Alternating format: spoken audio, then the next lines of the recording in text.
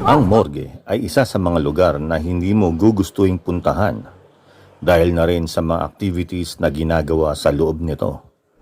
Dito dinadala ang mga bangkay ng mga taong namatay bago pa man ito imbalsamuhin, i-cremate o ilibing. Hindi na rin nakakapagtaka kung may ilan-ilan na rin tayong naririnig na kwento o makitang pictures o videos na talaga namang magiging dahilan ng pagtayo ng ating mga balahibo. May mga bagay na hindi pa talagang may paliwanag ng kahit na sino. Kaya sa videong ito ay ipakikita ko sa iyo ang 5 nakakatakot at nakakakilabot na pangyayari sa loob mismo ng morgue na nakunan ng video. Pero bago tayo magpatuloy, kung bago ka pa lang sa channel ko ay mag-subscribe na para sa mga iba pang mga nakakakiliti, nakakatawa, at nakakatakot na mga videos. At kapag nagawa mo yun, sisimulan na natin.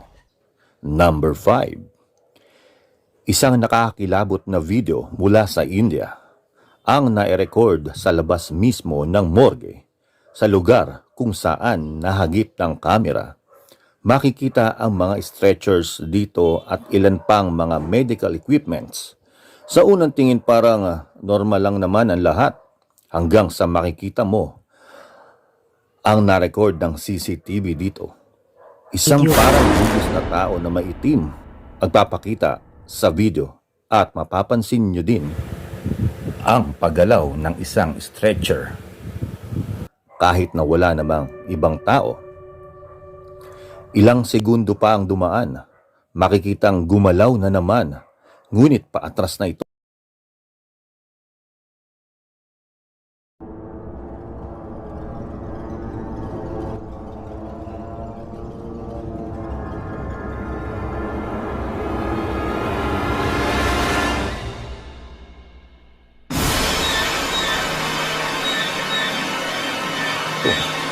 Hanggang sa ito ay matumba.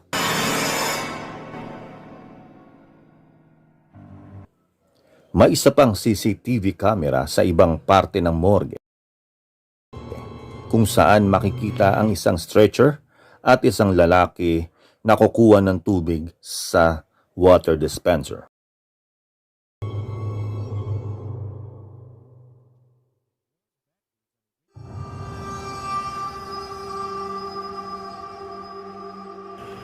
Gumalaw ang stretcher ng bahagya.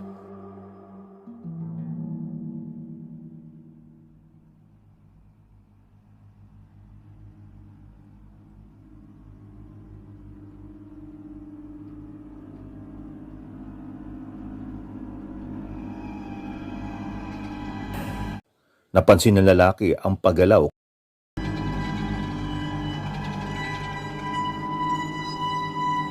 Kaya lalapitan sana niya ang stretcher, ngunit ito ang sumunod na nangyari. Ikaw, lalapitan mo pa ba? Ako, hindi na. Hindi na ako kukuha ng tubig sa labas ng morgue. Buset! Bakit pa kasi doon nilagay ang water dispenser? Number 4. Ang kaluluwang umalis sa katawan ng isang tao. May mga ibang tao na hindi naniniwala na may kaluluwa, pero marami pa rin sa atin ang naniniwalang may afterlife.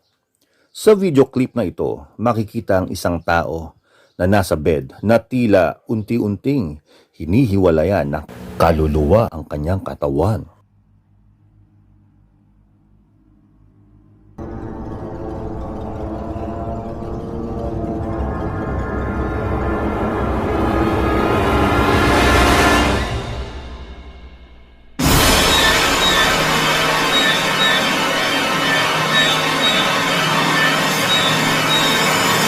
Naniniwala ka ba sa afterlife? Mag-comment na down below. Paki-like na rin ang video ko at kung hindi, may makikita kang anumang bagay. Pwedeng sapatos, bag, o mga damit sa ilalim ng iyong kama. Number 3. Hindi na bago sa atin na makakita sa public hospital na tulad nito. Sa video clip na ito, mapapansin mo na may mga ilang nakahiga at natutulog na tao sa isang hallway ng hospital. Sa dulong bahagi ng hallway, matatanaw mo dito ang morgue ng hospital. Mukhang normal lang naman ang lahat sa mga oras na yon.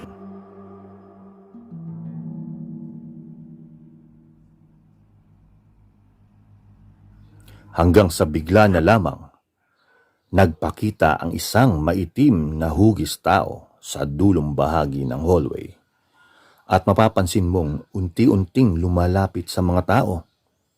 Marahan lamang ang paglakad nito at biglang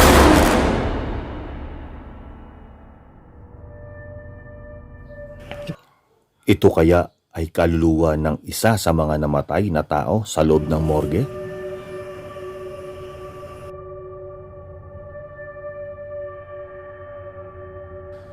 Number 2. May kasabihan na ang taong namatay na ay madalas binibisita ang mga lugar kung saan sila huling binawian ng buhay. Sa videong ito, may isang tao na kumukuha ng video at ito ay nakafocus sa isang hallway ng hospital. May mga ilang stretchers sa gilid at makikita din ang ilang pintuan sa hallway. Hanggang sa makikita mo na lang ang isang malahugis taong lumalabas ng pinto sa kanang bahagi. Sinasabi nila na ito raw ay isang doktor na nagpakamatay dyan mismo sa hospital. Ang taong kumuha ng video ay biglang nagtago habang sinuzoom ang lens na kanyang kamera habang nakatago sa likod ng pinto. Ano sa tingin nyo ang nakunan sa videong ito? Ito ba isang espiritu ng doktor o iba pang nilalang na hindi maipaliwanag na kapitbahay ko? Number 1. Sinasabi na ang mga espiritu ay maaring mabuti o masama. Pero kung makakita at makaramdam ka nito, kahit pa ito ay good spirit, ay masasabing mong nakakatakot pa rin.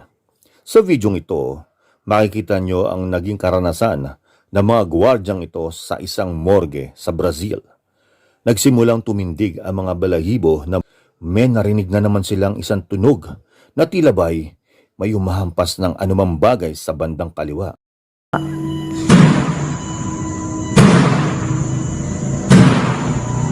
Sabay namatay na naman ang ilaw. Ano at sino ang gumawa nito? Siyempre, hindi ako, no?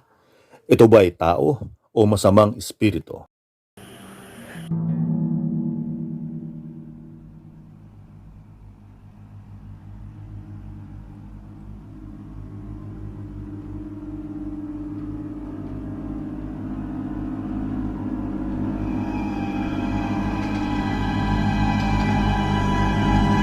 Salamat sa panonood. Kaya mag-subscribe ka na. Mag-iingat ka at mabuhay ka hanggang gusto mo. Ayaw mo ba?